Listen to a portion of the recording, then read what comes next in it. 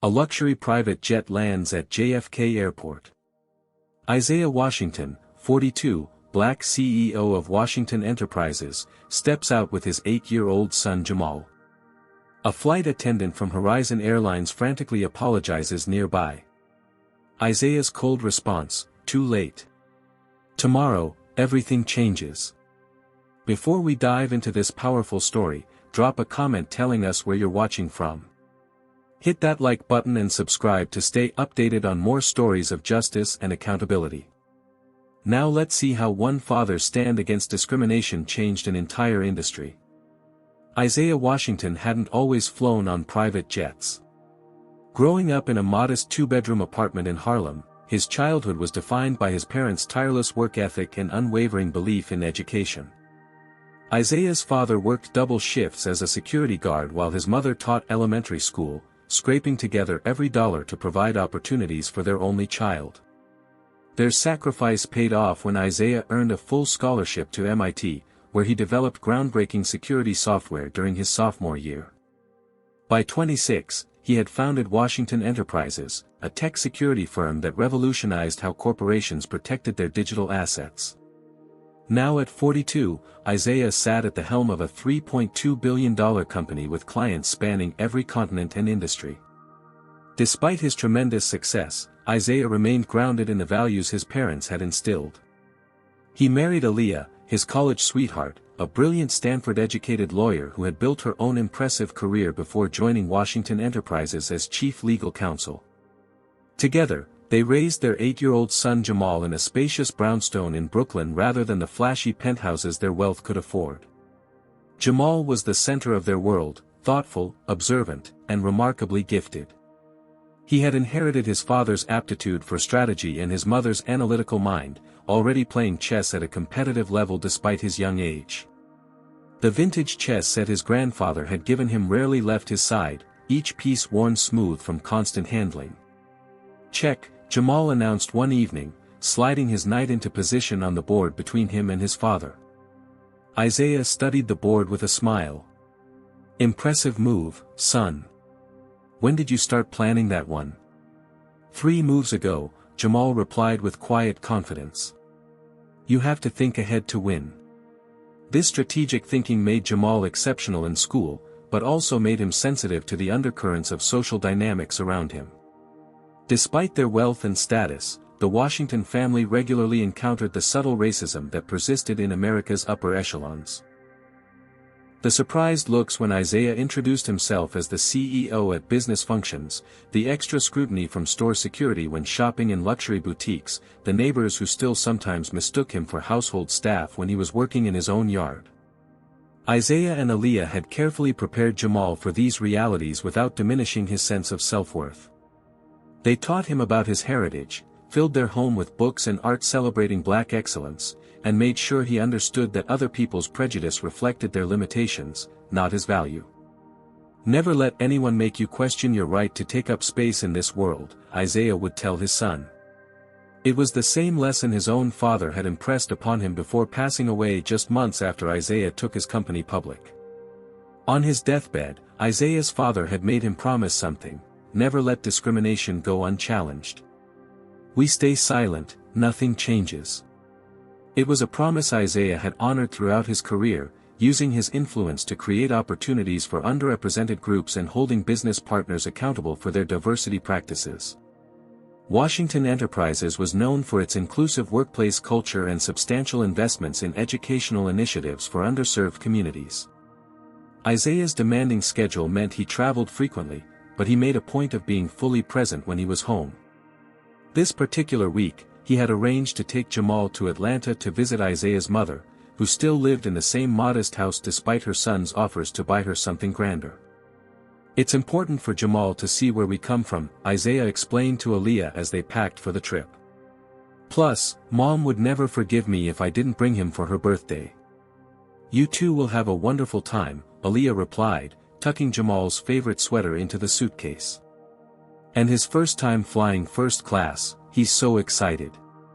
Neither of them could have anticipated how this routine family trip would soon thrust the Washington name into headlines across the nation and become a turning point in the fight against corporate discrimination. Hartsfield-Jackson Atlanta International Airport hummed with activity on that Friday afternoon. Travelers rushed through the sprawling terminals, rolling suitcases bouncing behind them as announcements echoed overhead.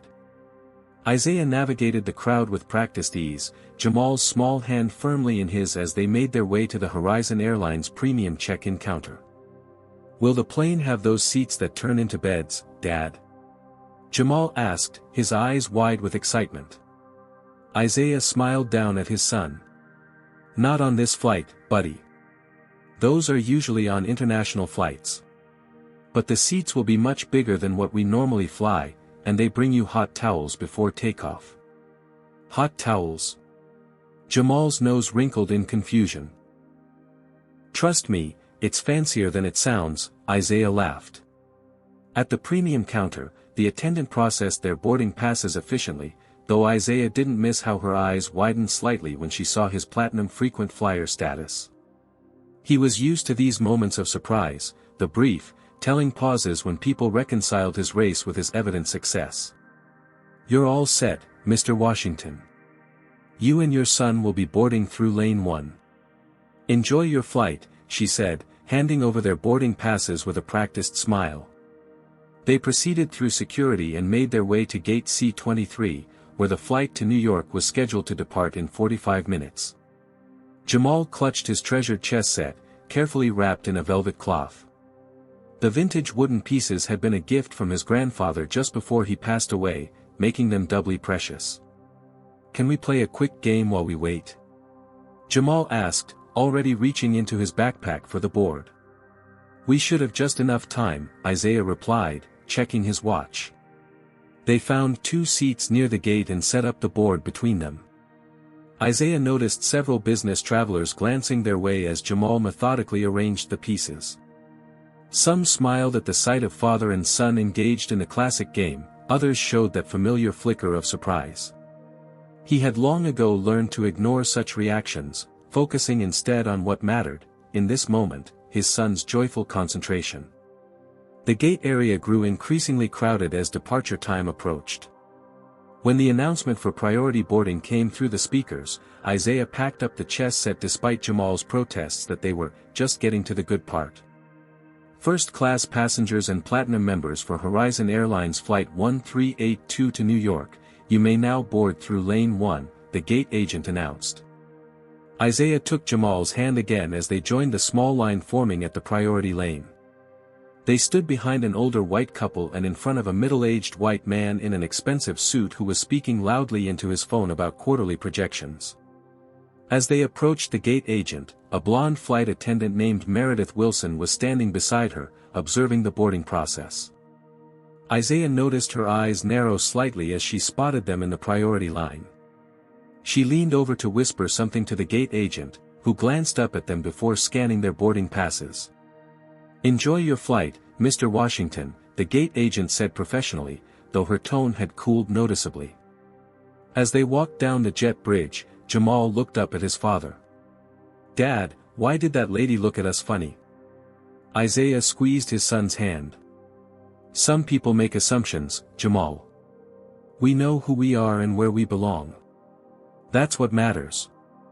They stepped onto the aircraft where another flight attendant, Brian Reynolds, greeted passengers at the door. His smile faltered momentarily when Isaiah and Jamal approached. "Right this way," he said after a beat too long, gesturing toward the first-class cabin. The first-class section contained just 12 seats, arranged in a 2-to-2 configuration. Isaiah found their assigned spots, 2A and 2B, and helped Jamal get settled by the window before stowing their carry-on items in the overhead compartment.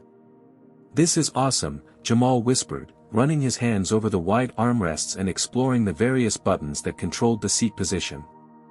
Other first-class passengers filed in, most barely glancing at them as they found their own seats. But one man, the same business executive who had been behind them in line, stopped in the aisle next to their row, frowning as he checked his boarding pass and then looked at their seats with visible disapproval. This was Bradley Thompson, though Isaiah wouldn't learn his name until later. A senior vice president at Meridian Bank, Thompson was the type of man accustomed to getting his way and rarely encountering people of color in positions equal to or above his own. "Excuse me," Thompson said, addressing flight attendant Brian rather than Isaiah directly. "I think there may be some confusion with the seating." Brian approached, examining Thompson's boarding pass. "You're in 3C, sir. Just the next row." Thompson lowered his voice, though not enough to prevent Isaiah from hearing. "Are you sure these passengers are in the correct section? I've never seen them in first class before." Isaiah kept his expression neutral, placing a calming hand on Jamal's shoulder as the boy looked up, confusion clouding his features. Brian nodded and approached their seats. "May I see your boarding passes again, please?" Isaiah calmly retrieved them from his jacket pocket and handed them over, meeting Brian's scrutinizing gaze with steady eyes. Brian examined the passes with exaggerated care. "And these were issued today at check-in?" "Yes, they were," Isaiah replied evenly. "Is there a problem?" "No, no problem," Brian said, though his tone suggested otherwise. He returned the passes and moved on to assist other passengers, but Isaiah didn't miss the meaningful glance exchanged between him and Thompson. As the boarding continued, Isaiah noticed Brian and Meredith huddled in conversation at the front of the cabin, occasionally glancing in their direction. He had experienced enough subtle discrimination in his life to recognize the signs of trouble brewing, but he hoped, for Jamal's sake, that this would amount to nothing more than uncomfortable looks. He was wrong. The Boeing 737 cabin buzzed with pre-flight activity. Flight attendants checked overhead bins while remaining passengers squeezed past each other in the narrow aisle. The atmosphere in first class was more subdued, passengers settled into plush seats, accepted offers of pre-departure beverages, and powered up laptops or tablets. Isaiah helped Jamal buckle his seatbelt, making sure it was secure but comfortable. The boy couldn't contain his excitement, examining every feature of the spacious seat with wide-eyed wonder. "Look, Dad. The tray table is hidden in the armrest," Jamal marveled, discovering the mechanism. "And there's a real glass for drinks, not plastic." Isaiah smiled at his son's enthusiasm. "First class has its perks, buddy." From the corner of his eye, Isaiah noticed Bradley Thompson still watching them from his seat across the aisle. The executive leaned forward, catching flight attendant Brian's attention as he passed. "Excuse me," Thompson said in a stage whisper clearly meant to be overheard. "I'm not comfortable with my current seating arrangement. Are there any other options available?" Brian bent down to listen, nodding sympathetically. "Let me see what I can do, sir." Isaiah kept his attention on Jamal, helping him set up his tablet for the flight, but remained acutely aware of the whispered conversation happening nearby. "Those people don't look like they belong in first class," Thompson muttered, not bothering to lower his voice further. "Probably used points or some promotion. It devalues the experience for full-fare passengers." Brian straightened up, shooting a glance toward Isaiah and Jamal. "I understand your concerns, sir. Let me check on something." The flight attendant disappeared briefly into the galley area, returning with Meredith Wilson. The two conferred quietly before Brian approached Isaiah's row once again. "Excuse me, sir," Brian began, his tone professionally detached. "There seems to be a mistake with your seating assignment." Isaiah looked up, his expression calm but resolute. "Is that so?" "Yes, our system shows you should be seated in economy. I'll need you and your son to gather your belongings and move to the main cabin." Isaiah took a measured breath before responding. "That's interesting, considering I specifically purchased first-class tickets for this flight. Perhaps you'd like to check again?" Brian's smile remained fixed. "I've already verified with our system. These seats are reserved for other passengers." "Then I'd be happy to see that verification," Isaiah replied, his voice steady. He produced their boarding passes again. "As you can see, we're assigned to seats 2A and 2B, first class." Several nearby passengers had stopped what they were doing to watch the interaction. Jamal shifted uncomfortably in his seat, sensing the tension but not fully understanding its source. Boarding passes can be printed incorrectly, Brian insisted. Our system has the final say on seating assignments. I'd like to speak with your supervisor, please, Isaiah said firmly. Brian's pleasant facade faltered slightly. Sir, we're preparing for departure. Moving quickly would be appreciated. I'm not moving anywhere without speaking to a supervisor, Isaiah stated. We have valid first-class tickets and boarding passes. There is no mistake here except the one you're making right now. Thompson interjected from across the aisle. Some people just don't know their place, he said loudly enough for everyone in first class to hear. It's basic etiquette to comply with crew instructions. Isaiah turned to Thompson, his gaze steady. And it's basic professionalism to address concerns directly rather than making insinuations to a third party. If you have an issue with my presence here, I suggest you request different accommodations for yourself. The tension in the cabin thickened. A few passengers shifted uncomfortably while others pretended to be absorbed in their devices. Jamal clutched his chest set, knuckles widening around the velvet pouch. Dad, he whispered. What's happening? It's all right, Jamal, Isaiah assured him. Just a misunderstanding we're going to clear up. Brian had retreated momentarily to the galley, returning with Flight Supervisor Karen Miller. She approached with an air of authority, clipboard in hand. What seems to be the problem here, she asked, though her question was directed at Brian rather than Isaiah. These passengers are refusing to comply with seating reassignment, Brian explained. They've become confrontational. Isaiah addressed Karen directly. My son and I have valid first-class tickets and assigned seats, which we paid for in full. Your colleague is attempting to move us without explanation or verification. I've requested to see the supposed system error but haven't been shown anything concrete. Karen barely glanced at the boarding passes Isaiah held out. Sir, our crew has final authority on all seating matters. If they've determined you need to be reseated, then that's what needs to happen. Based on what criteria? Isaiah pressed.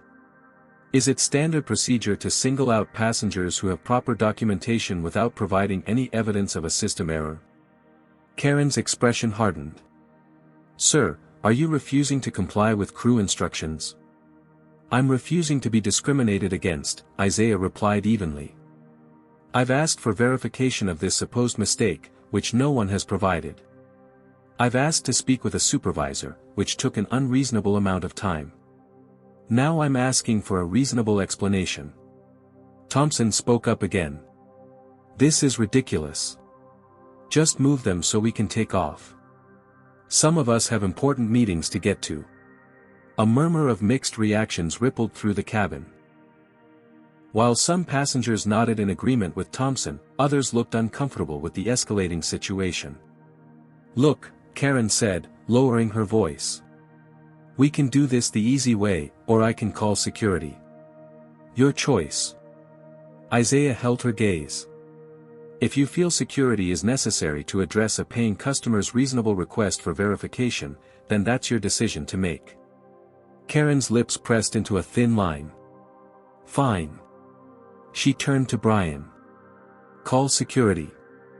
As Brian moved toward the aircraft phone, an older white woman seated across from Isaiah spoke up. This is absolutely ridiculous, she said. I've been flying this airline for 20 years, and I've never seen such shameful treatment of passengers. Karen barely acknowledged her. Ma'am, this doesn't concern you. It concerns all of us when we witness injustice, the woman, who Isaiah would later learn was named Barbara Mitchell, replied firmly. But her intervention came too late. Brian had already made the call, and within minutes, 2 airport security officers boarded the plane. The appearance of security officers sent a hush over the first-class cabin. Passengers who had been pretending not to notice the confrontation now watched openly, some with phones discreetly recording. The officers, one white man and one Hispanic woman, approached row 2 with hands resting near their belts. What seems to be the problem here? The male officer asked, directing his question to Flight Supervisor Karen Miller rather than Isaiah. These passengers are refusing to comply with crew instructions regarding seating reassignment, Karen explained, gesturing toward Isaiah and Jamal. They've become combative. Isaiah remained composed. Officer, my son and I have valid first-class tickets and assigned seats. We've been singled out without explanation and asked to move to economy. When I requested verification of the supposed error, none was provided. The female officer glanced at the boarding passes Isaiah held out, then at Jamal, who had shrunk back against his seat, eyes wide with confusion and fear. Sir, regardless of the seating situation, if the flight crew has asked you to move, you need to comply, the male officer stated. Interfering with crew member duties is a federal offense. I'm not interfering with anything, Isaiah replied. I'm simply asking for verification of an error before being reseated. Dad, what did we do wrong? Jamal whispered, his voice trembling. The chess set trembled in his small hands. The question pierced Isaiah's heart, but he maintained his composure. We didn't do anything wrong, son. Several passengers had their phones out now, recording the scene unfolding before them. Karen Miller noticed and stepped forward. There's no recording allowed during this security matter, she announced loudly. Actually, there's no law against filming in this situation, called out a younger woman from a few rows back. Karen ignored her, turning back to the security officers. These passengers need to be removed from the aircraft now. They're delaying our departure. The male officer placed his hand on Isaiah's shoulder. Sir, I need you and your son to gather your belongings and come with us. Isaiah looked directly at Karen. For the record, I want it noted that at no point have I raised my voice, made threats, or behaved in any way that could be described as combative or aggressive. I've simply asked for verification of a supposed seating error before being moved from seats I paid for in full. Your continued refusal to comply is aggression, Karen responded. Barbara Mitchell, the older woman who had spoken up earlier, interjected again. This is outrageous. They've done nothing wrong. Ma'am, please stay out of this, the female officer warned. Isaiah realized the situation had escalated beyond reason. Further resistance would only traumatize Jamal more deeply. With deliberate calm, he stood and reached for their carry-on bags in the overhead compartment. Come on, Jamal. We're going to leave now, he said gently. Jamal looked up at his father, tears welling in his eyes. But why, Dad? These are our seats. Sometimes we have to choose our battles, son, Isaiah replied, helping Jamal to his feet. As they prepared to move, Jamal's hands shook so badly that his cherished chess set slipped from his grasp. The velvet pouch hit the floor, and wooden pieces scattered across the aisle. My chess set. Jamal cried, dropping to his knees to retrieve the pieces. Before Isaiah could help, the male security officer stepped forward impatiently, and directly onto the black king piece. A sickening crack echoed through the quiet cabin as the hand-carved piece splintered under his boot. Jamal froze, staring at the broken piece, his grandfather's final gift now irreparably damaged. Let's go, the officer insisted, seeming not to notice or care about what had just happened. Isaiah helped his distraught son gather the remaining pieces, carefully collecting the fragments of the broken king. The female officer, at least, had the decency to look apologetic as she helped retrieve a bishop that had rolled toward her foot. With their belongings gathered, Isaiah and Jamal began the humiliating walk through the first-class cabin toward the exit. Passengers stared, some with sympathy, others with indifference, a few with barely disguised satisfaction. I told you they didn't belong up here, Bradley Thompson muttered to his seatmate, just loud enough to be heard. As they passed through the economy section, whispers and stares followed them. Isaiah kept his head high, one arm protectively around Jamal's shoulders. But he could feel his son's body trembling with silent sobs. The moment they stepped off the aircraft and into the jet bridge, away from the eyes of other passengers, Jamal looked up at his father with tear-streaked cheeks and asked the question that would haunt Isaiah for days to come. Is it because we're black, Dad? Can you even imagine the pain of that moment? A child realizing for the first time that the color of his skin could make others treat him as less than human. What would you have done in Isaiah's position? Comment number 1 if you believe he should sue the airline immediately. Comment number 2 if you think he should go public with the story first. Hit that like button if you've ever witnessed discrimination and wish you'd spoken up. The real question is, how far would you go to protect your child from injustice?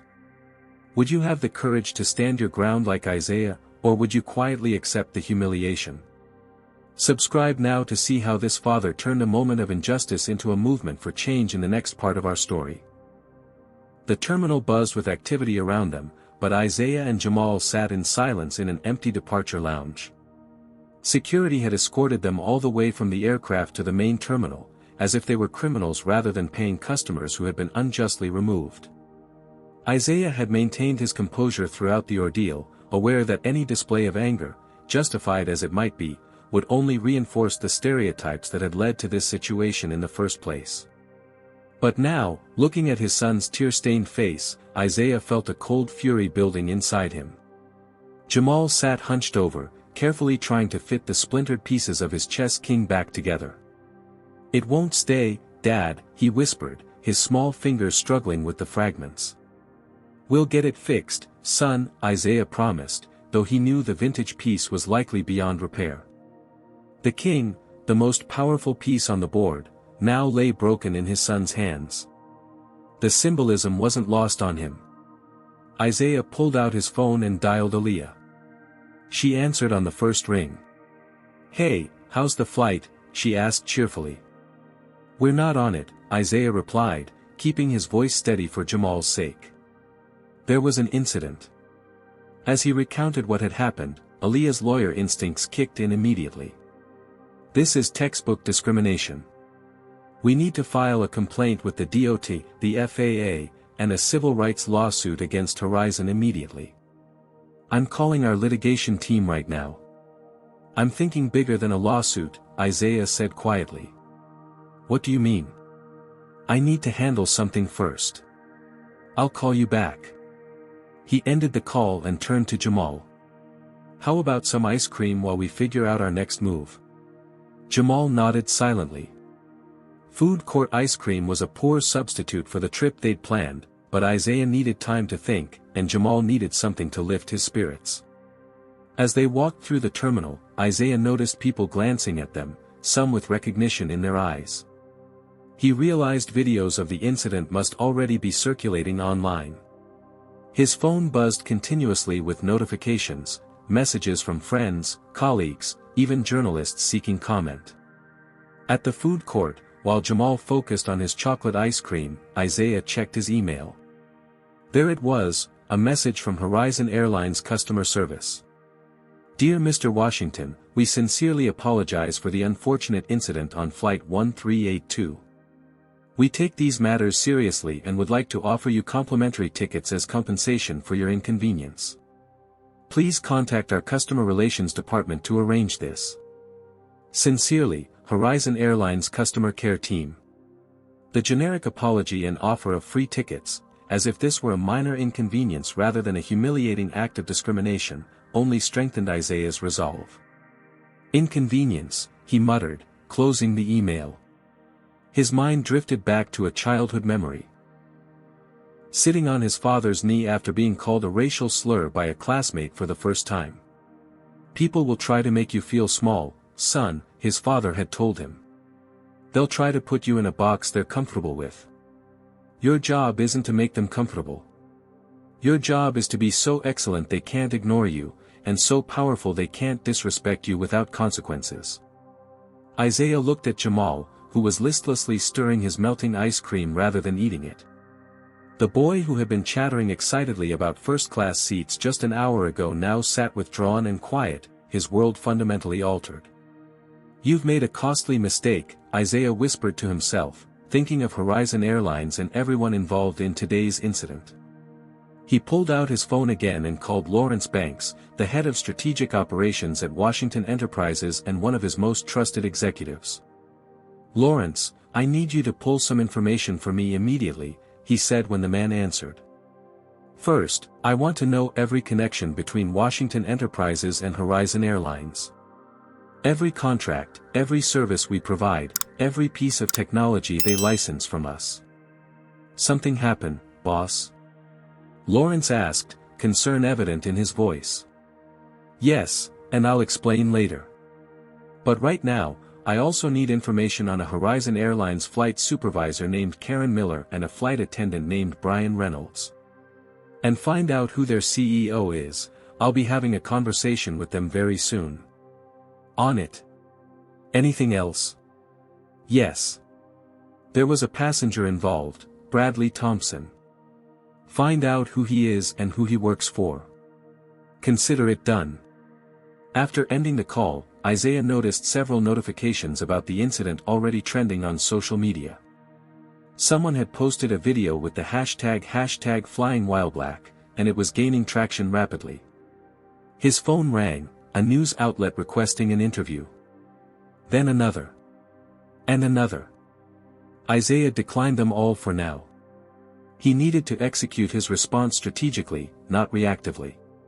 Jamal, he said gently. How would you feel about taking a private plane to visit Grandma instead? For the first time since the incident, Jamal's eyes lit up slightly. We can do that. We absolutely can. And while we're in the air, Dad's going to make some important calls to make sure what happened to us today doesn't happen to anyone else. Within 30 minutes, Isaiah had arranged for a private jet to take them to New York. As they were driven to the private aviation terminal, he received a message from Lawrence with the information he had requested. The data confirmed what Isaiah had suspected. Washington Enterprises provided critical security infrastructure for Horizon Airlines, including their booking systems, customer data protection, and, most significantly, airport security access protocols at 40% of the airports they serviced. The contracts were worth millions annually to Washington Enterprises, but that wasn't what interested Isaiah. It was the leverage. Isaiah also learned that Bradley Thompson was a senior vice president at Meridian Bank, a financial institution currently courting Washington Enterprises for their business banking needs, with a potential contract worth hundreds of millions. As they boarded the private jet, Isaiah noticed Jamal clutching the velvet pouch containing his broken chess set. The sight strengthened his resolve. Jamal, he said as they settled into their seats, do you remember what I taught you about chess? That it's not just about taking pieces, Jamal replied quietly. It's about position and strategy. That's right. And sometimes, when someone breaks the rules or plays unfairly, you need to change the game entirely. Isaiah fastened his seatbelt and looked out the window at the Atlanta skyline. That's exactly what we're going to do. The pieces were set. Now it was time to play. Richard Burton, CEO of Horizon Airlines, awoke to the insistent buzzing of his phone at 5:17 a.m. Bleary-eyed, he reached for the device, squinting at the screen to see 17 missed calls, 5 from his head of public relations, 4 from legal, 3 from his COO, and the rest from board members. Something had clearly gone very wrong. He sat up, immediately alert, and called his PR director first. Richard, thank God, Melissa Chen answered, sounding like she hadn't slept all night. We have a situation that's spiraling out of control. What happened? He asked, already dreading the answer. A video went viral overnight. One of our flights removed a black passenger and his young son from first class yesterday. The passenger turns out to be Isaiah Washington, yes, that Isaiah Washington, the tech CEO. The hashtag #FlyingWhileBlack is trending #1 nationally with over 2 million tweets. Major news networks are running the story, and celebrity activists are amplifying it. The optics are devastating. Richard pinched the bridge of his nose. Give me the short version of what actually happened. From what we can piece together, there was some kind of seating dispute. Flight attendants claimed there was a system error and tried to move Washington and his son to economy. He asked for verification, they escalated to security instead of verifying, and the situation deteriorated from there. The worst part is when they were being escorted off, the kid dropped a chess set that apparently was a gift from his late grandfather, and security stepped on it and broke a piece. Jesus Christ, Richard muttered. What's our response been so far? Standard procedure, we sent an apology email offering complimentary tickets. But Washington hasn't responded, and the social media team is being overwhelmed. Our customer service lines are jammed, and we're seeing the first calls for boycotts. Send me the video link and draft a stronger response statement. I'll review it within the hour. And get legal to prepare for whatever's coming next. Richard ended the call and immediately watched the footage. It was worse than he'd imagined. The calm dignity of Washington contrasted sharply with the increasingly hostile airline staff. The broken chess piece. The devastating question from the child, is it because we're black, Dad? Clearly audible in the recording. Richard had been in corporate damage control for decades, and he knew immediately this was beyond standard PR strategies. Just a typical entitled customer making a scene, he muttered dismissively to himself, deciding this would blow over like most social media outrages. Have Melissa issue the standard apology and offer him some free first-class tickets. That should take care of it. Meanwhile, in New York, Isaiah Washington had been executing a carefully orchestrated plan since landing the previous evening. After ensuring Jamal was safely with his grandmother, who had been horrified by what happened, Isaiah had worked through the night with his executive team. Lawrence Banks entered Isaiah's office at Washington Enterprises headquarters with a thick folder of documents. You were right, Lawrence said, placing the folder on Isaiah's desk. Horizon Airlines uses our security systems for 40% of their domestic routes, including all their major hubs. The contract is up for renewal in 3 months. Isaiah nodded, turning his attention to his computer screen where financial data was displayed. And here's something interesting. Their stock has already dropped 6% in pre-market trading just from the social media backlash. Imagine what would happen if we announced we're terminating their security contracts effective immediately. It would cripple their operations, Lawrence confirmed. They'd have to ground flights at multiple airports until they found an alternative system, which would take months to implement properly. Isaiah's phone rang, his executive assistant. Mr. Washington, I have Richard Burton, CEO of Horizon Airlines, on the line. Right on schedule, Isaiah remarked. Tell him I'm in meetings all day but my assistant will schedule a call for tomorrow. You're making him sweat, Lawrence observed with a slight smile.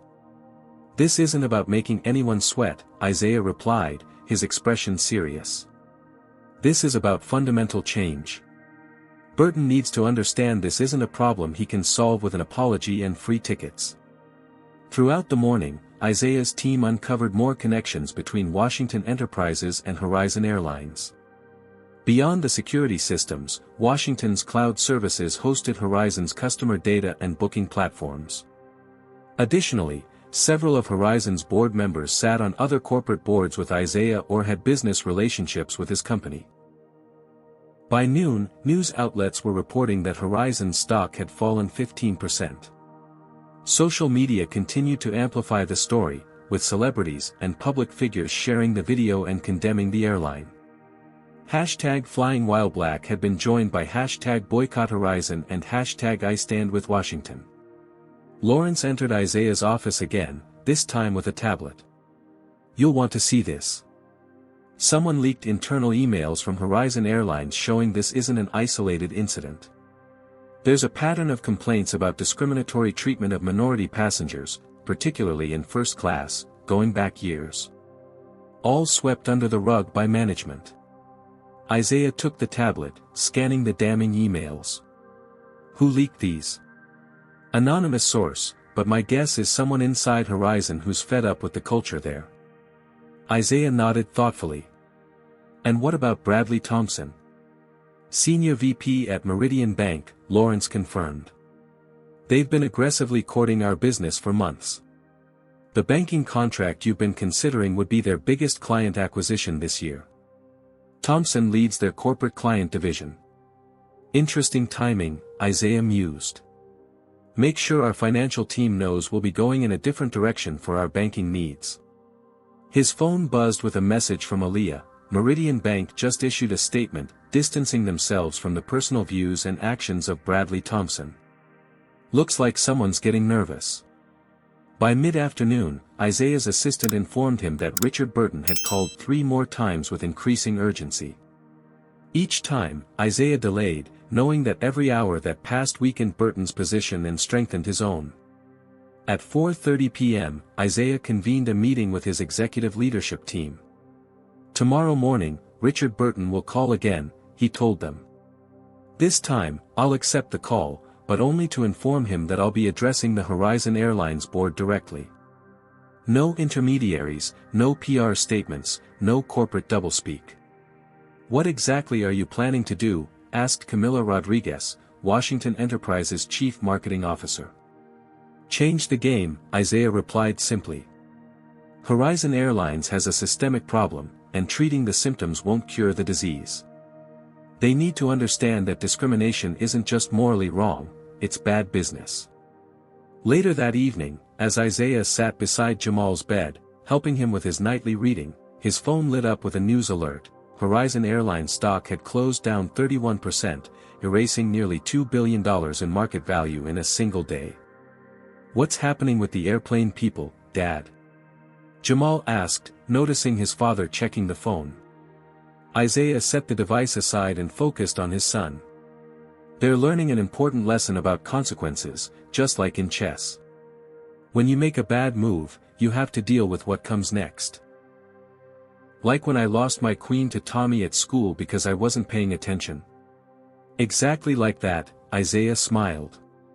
Except they made a much bigger mistake than losing a queen. They broke the king, and in this game, that's going to cost them everything. As Jamal drifted off to sleep, Isaiah gently placed the broken chess piece on the nightstand. Tomorrow, the real endgame would begin.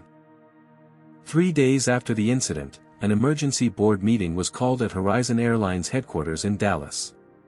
The company's stock had plummeted a staggering 31%, wiping out billions in market value. Major corporate clients were suspending their travel contracts, and the public relations disaster showed no signs of abating. In the mahogany-paneled boardroom, tension hung thick in the air as 12 board members sat around the long table. CEO Richard Burton paced at the head of the room, his typically confident demeanor replaced by barely concealed anxiety. The latest numbers are catastrophic, Chief Financial Officer Martin Reynolds reported grimly. Bookings are down 60%. Social media sentiment is 92% negative. We've had over 300,000 reservation cancellations in just 72 hours. This will blow over, Burton insisted, though his voice lacked conviction. These social media storms always do. We've issued multiple apologies. We've placed the employees involved on administrative leave pending investigation. What more do they want? The boardroom door opened, and Burton's executive assistant entered with visible trepidation. Sir, Isaiah Washington has arrived. He's requesting to address the board directly. A murmur rippled through the room. Board member Eleanor Hawkins, one of only 2 black members on the board, raised an eyebrow. You invited Washington here? Without consulting the board first? I didn't invite him, Burton admitted. He demanded this meeting, threatening to terminate all contracts between Washington Enterprises and Horizon effective immediately if we refused. And you didn't think to mention this until now? Eleanor's voice was sharp with disapproval. I thought I could handle it, Burton replied defensively. This is all just leverage for a larger settlement anyway. Eleanor exchanged glances with several other board members. Show him in, she instructed the assistant, overriding Burton's authority without a second thought. Moments later, Isaiah Washington entered the boardroom, accompanied by a team of 4 people, his Chief Legal Officer Aaliyah Washington, Chief Technology Officer Darius Freeman, Chief Operating Officer Lawrence Banks, and a young woman carrying several tablets who was introduced as Maya Patterson, Head of Data Analytics. Isaiah's presence commanded the room immediately. Dressed impeccably in a tailored navy suit, he carried himself with the quiet confidence of someone accustomed to having the most power in any room he entered. Thank you for agreeing to meet on such short notice, Isaiah began, though everyone present understood it had been less of a request and more of a command. "I'll get straight to the point. What happened to my son and me 3 days ago was not an isolated incident, nor was it a simple misunderstanding. It was the predictable outcome of systemic issues within your corporate culture." Richard Burton attempted to regain control of the situation. "Mr. Washington, we deeply regret the unfortunate incident and have taken immediate steps to address." "I'm not finished," Isaiah interrupted calmly but firmly. "Maya, please share the data." Maya distributed tablets to each board member. "What you're looking at is a comprehensive analysis of customer complaints filed against Horizon Airlines over the past 5 years, categorized by race, gender, and resolution outcome. We've identified a clear pattern of discriminatory treatment, particularly toward black passengers in premium cabins." The board members scrolled through the damning statistics in shocked silence. "How did you access this data?" Burton demanded. "This is proprietary information." Isaiah smiled thinly. "Mr. Burton, perhaps you've forgotten that Washington Enterprises provides your cloud storage and data security infrastructure. The information was obtained legally through our regular system maintenance protocols." Burton's face flushed with anger, but Eleanor Hawkins leaned forward. "These numbers are disturbing. Complaints from black passengers are 3 times more likely to be dismissed without resolution compared to complaints from white passengers." "Precisely," Isaiah confirmed. "And now, Lawrence will explain exactly what's at stake today." Lawrence Banks stepped forward. "Washington Enterprises currently provides cybersecurity infrastructure for 40% of the airport's Horizon services, including your 7 largest hubs. We also maintain your booking systems, customer data protection, and employee access protocols. If these contracts are terminated without transition, Horizon would be forced to ground all flights at these airports until alternative systems could be implemented and tested, a process that would take months at minimum." The color drained from Burton's face. "You wouldn't dare. The contracts have termination clauses, which include provisions for immediate termination in cases of ethical breaches by either party," Aaliyah Washington interjected smoothly. "Our legal team has determined that the documented pattern of discrimination constitutes such a breach." Isaiah continued, his voice measured. "I'm not here for money. I'm not interested in free tickets or even a personal apology. I'm here because my 8-year-old son asked me if he was treated differently because he's black, and I had to tell him the truth. No parent should have to have that conversation because of your company's failings." The boardroom fell silent as the gravity of the situation sank in. Even Burton seemed to deflate, sinking into his chair. "What exactly do you want from us?" Eleanor Hawkins asked, her tone suggesting she already knew the corporate landscape had shifted irreversibly. "Transformation," Isaiah replied simply. "Darius, please outline our requirements." For the next 30 minutes, Darius Freeman detailed a comprehensive overhaul of Horizon's training, policies, and corporate structure. The plan included mandatory bias training for all staff, the creation of a chief diversity officer position with actual decision-making authority, transparent reporting of discrimination complaints, and significant changes to hiring practices at all levels of the company. When he finished, Burton attempted one last defensive stand. "This is completely unreasonable. You're essentially asking for control of our company because of one unfortunate incident." Isaiah fixed him with a steady gaze. "Mr. Burton, while we've been sitting in this meeting, the individual who initiated the confrontation on that flight, Bradley Thompson of Meridian Bank, has been placed on administrative leave by his employer. The hashtag boycott Horizon has been used 2 million times in the past hour alone. 6 of your major corporate clients have suspended their travel contracts. This isn't about one incident. This is about a pattern of behavior that the market is now holding you accountable for." He paused, letting the information sink in before continuing. "You have 24 hours to agree to these terms, or Washington Enterprises will terminate all contracts and security access effective immediately. Additionally, I will be testifying before the Congressional Transportation Committee next week about discriminatory practices in the airline industry, with Horizon as the primary case study. The ultimatum hung in the air. Board members exchanged alarmed glances, mental calculations of the catastrophic financial impact visibly playing across their faces. Eleanor Hawkins was the first to speak. "I move that we accept these terms in principle and form a committee to work with Washington Enterprises on implementation details." "Seconded," said another board member immediately. "This is blackmail," Burton protested weakly. "No, Richard," Eleanor replied coolly. "This is accountability. Something this company has clearly been lacking under your leadership." She turned to Isaiah.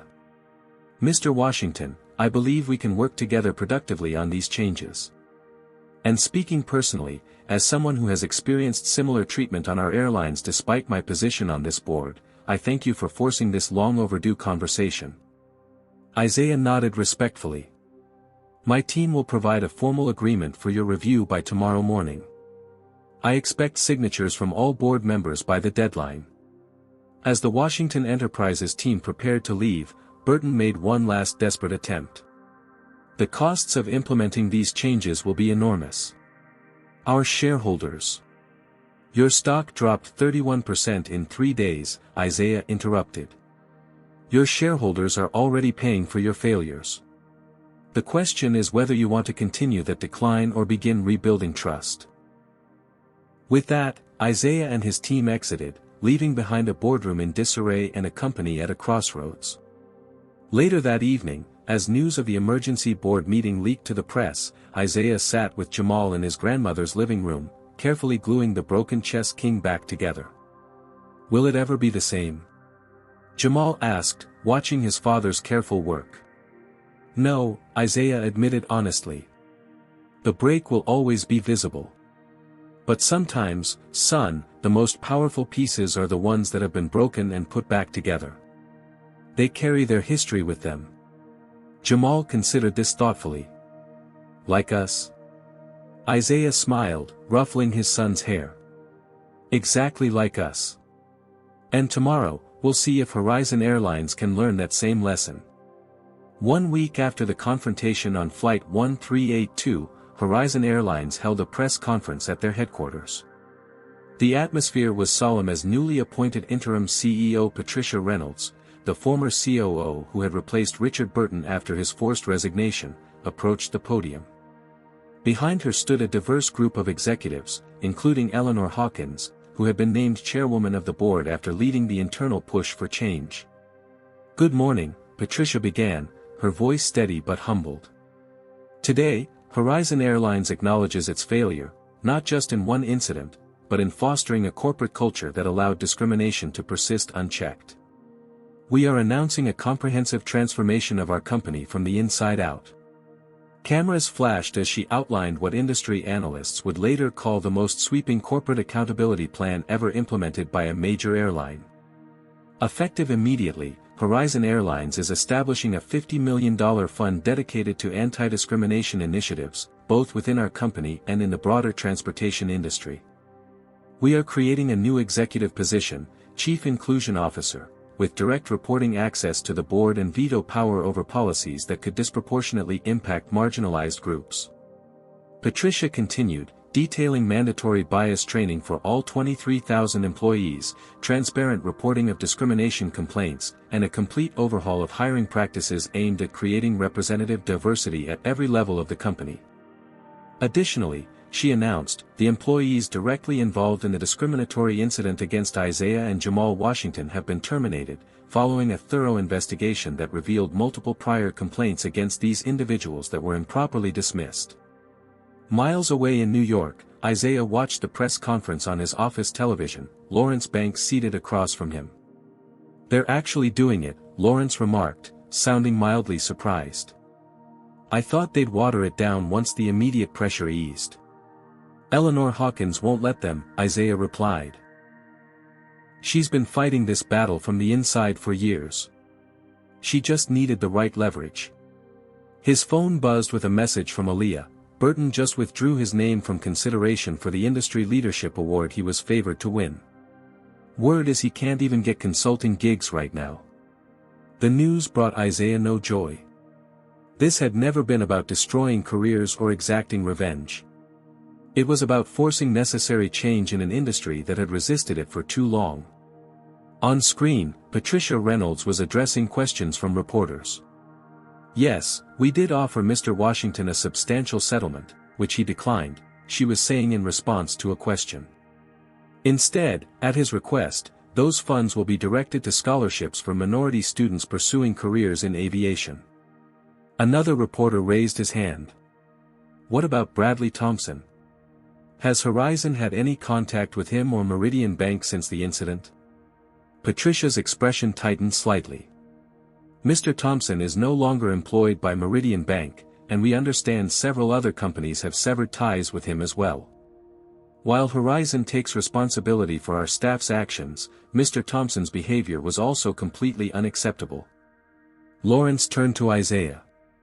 "Speaking of Thompson, Meridian's CEO has been calling non-stop, begging for a meeting. They're terrified we'll do to them what we did to Horizon." "Schedule the meeting," Isaiah decided. "But make it clear that if they want Washington Enterprises business, their commitment to diversity and inclusion needs to be more than just talk." The fallout extended well beyond Horizon Airlines and Bradley Thompson. Other major carriers rushed to review their own policies and practices, suddenly aware that social media had created unprecedented accountability. Congressional hearings on discrimination in transportation were scheduled, with Isaiah set to testify the following week. That evening, Isaiah visited his mother's home in Harlem. After putting Jamal to bed, he sat with her on the worn couch where he'd spent so many evenings as a child. "Your father would be proud," she told him, patting his hand. "He always said you were meant to change things." "I just wish Jamal hadn't had to experience that," Isaiah admitted. "He's been having nightmares." His mother nodded knowingly. "That first time is always hardest, when you realize the world sees you differently.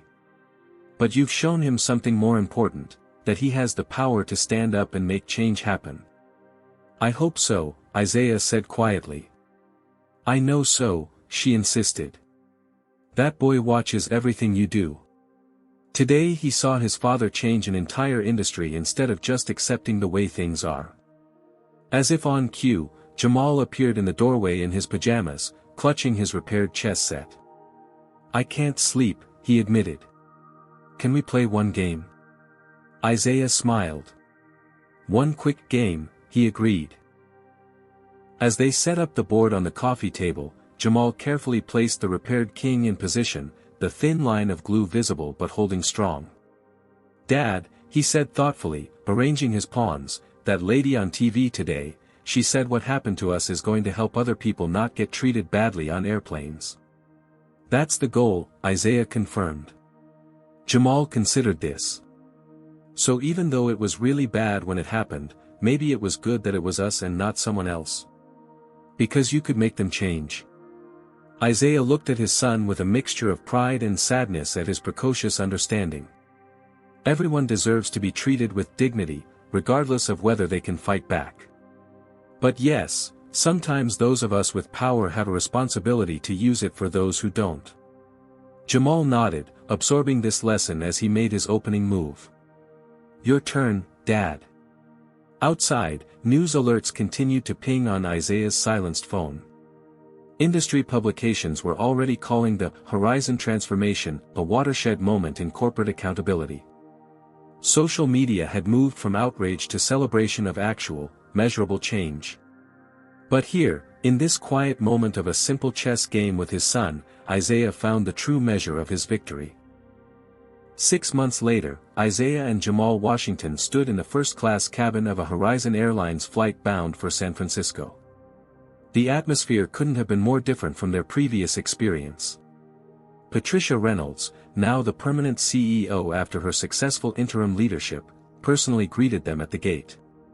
"Mr. Washington, Jamal, welcome aboard," she said, extending her hand first to Isaiah and then, with equal respect, to Jamal. "We're honored to have you with us today." Jamal, who had been apprehensive about flying Horizon again despite his father's reassurances, relaxed slightly at the warm welcome. Patricia introduced them to the flight crew, a diverse team that included Captain Michaela Johnson, one of the airline's newly promoted black female pilots, and lead flight attendant Jerome Keller, who had recently been appointed to Horizon's Employee Advisory Council on Inclusion. "I believe these are your seats," Jerome said, gesturing to 2A and 2B, the same seats they had been forced to vacate half a year earlier. As they settled in, Isaiah noticed subtle but meaningful changes throughout the cabin. The safety information card now featured diverse illustrations. The in-flight magazine's cover story highlighted Horizon's transformation and industry-leading diversity metrics. Even the pre-flight announcement had been updated to emphasize respect for all passengers and crew members. "Is this all because of us, Dad?" Jamal whispered, observing these details with the sharp perception that continually impressed Isaiah. "Not because of us," Isaiah corrected gently. "Because of a lot of people who decided change was overdue. We just helped create the moment for that change to happen." The 6 months since the incident had seen remarkable transformations. Horizon Airlines had implemented every aspect of the accountability plan, often exceeding the original requirements. Their $50 million fund had already distributed grants to organizations working to increase diversity in aviation and transportation. The newly created position of Chief Inclusion Officer had been filled by Dr. Maya Rodriguez, a respected expert in organizational psychology with a focus on workplace equity. More surprisingly, Horizon stock had not only recovered but surpassed its previous value. The corporate accountability measures, initially viewed with skepticism by some investors, had resonated with consumers and corporate clients alike. Bookings had rebounded strongly, with many travelers specifically choosing Horizon because of their commitment to equity and inclusion. Beyond Horizon, the impact rippled throughout the industry. 3 other major airlines had appointed diversity officers at the executive level. Congressional hearings, where Isaiah had testified alongside civil rights leaders and transportation experts, had led to new federal guidelines for anti-discrimination training in the transportation sector. The flight proceeded smoothly, with none of the tension that had marked their previous attempt. Midway through, Captain Johnson invited Jamal to visit the cockpit, an experience that left him buzzing with excitement. "She said I could be a pilot too if I wanted," he reported back to Isaiah, eyes shining. "You can be anything you set your mind to," Isaiah affirmed. As they began their descent into San Francisco, Isaiah reflected on the journey of the past 6 months. The incident had been painful, especially for Jamal, but the response had created meaningful change that would benefit countless others. His thoughts were interrupted by Jerome, who approached with something in his hand.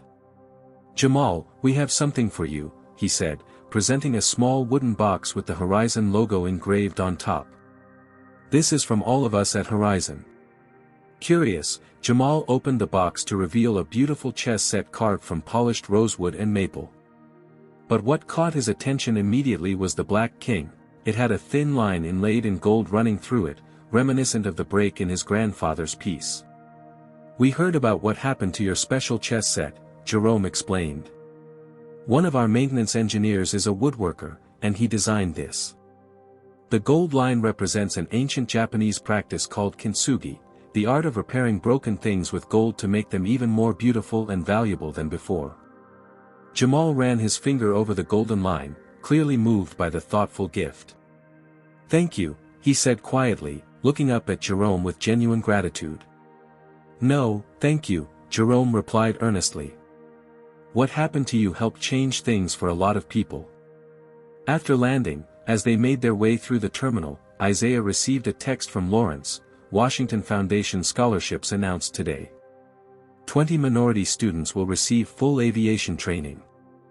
First recipient is Barbara Mitchell's granddaughter. Isaiah smiled at the news. Barbara Mitchell, the older white woman who had spoken up for them on the flight, had become an unexpected ally in the months following the incident.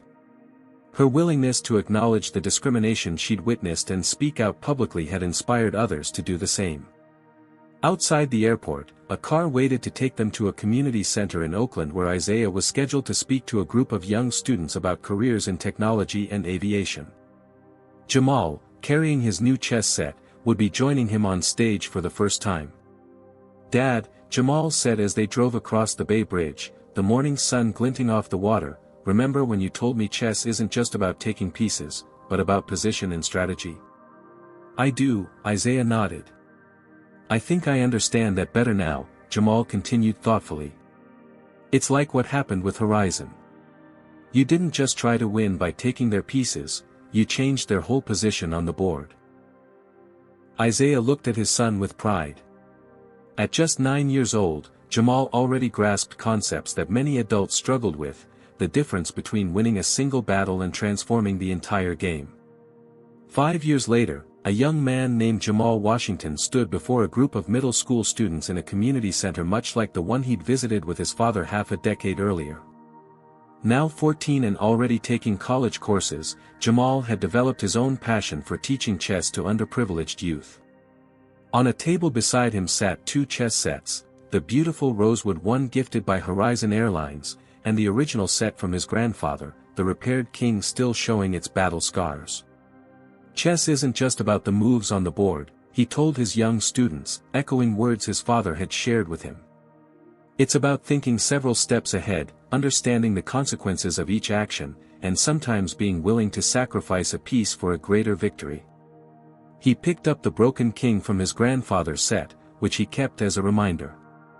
This broken piece has a story, he continued. It taught me that sometimes the most powerful move isn't on the board at all. Sometimes you have to stand up and change the rules of the game entirely. In his office at Washington Enterprises, Isaiah watched the live stream of his son's chess class with a quiet smile.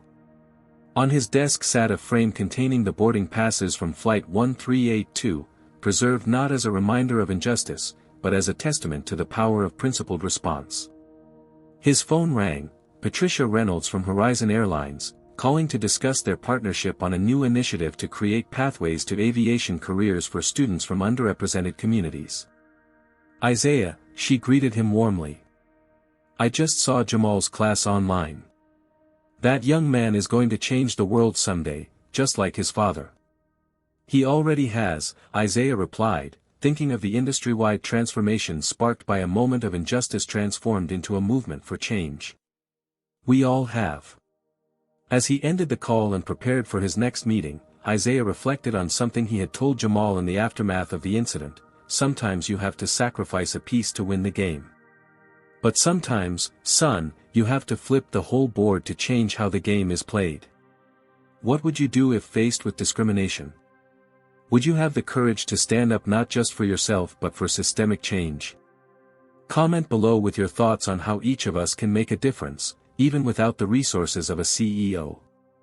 Don't forget to like this video if Isaiah's response inspired you, subscribe to our channel for more powerful stories of justice and transformation, and share this video with someone who needs to hear that one person really can change the system. Thank you for watching, and remember, sometimes the most powerful move isn't the one on the board. It's the one that changes the game entirely. This powerful story teaches us that true change requires strategic action beyond mere complaints. Isaiah Washington demonstrates how to transform personal injustice into systemic impact by leveraging influence with purpose rather than seeking personal compensation. The narrative illustrates how discrimination persists even for successful Black Americans, and that money alone cannot shield families from racial bias. We learn that accountability matters most when it leads to transformation. Isaiah's approach wasn't about revenge or public humiliation. It targeted the systemic issues allowing discrimination to flourish. By refusing settlement money in favor of structural changes, he prioritized future generations over personal gain. The story also highlights the responsibility that comes with privilege. Isaiah used his corporate position to create opportunities for those without such influence, turning a traumatic experience into a catalyst for industry-wide reform. Perhaps most importantly, we see the power of truth-telling. From Jamal's innocent question, "Is it because we're Black?" to Barbara's willingness to speak up as a witness, honesty drives the narrative forward. When we name discrimination clearly, we create space for meaningful change. Finally, the broken chess king symbolizes resilience, damage that becomes part of our story without defining it. Sometimes our most powerful moments come not from winning within existing systems, but from fundamentally changing how the game is played. What would you do if faced with discrimination? Would you have the courage to stand up not just for yourself but for systemic change? Comment below with your thoughts on how each of us can make a difference, even without the resources of a CEO. Don't forget to like this video if Isaiah's response inspired you, subscribe to our channel for more powerful stories of justice and transformation, and share this video with someone who needs to hear that one person really can change the system. Thank you for watching, and remember, sometimes the most powerful move isn't the one on the board, it's the one that changes the game entirely.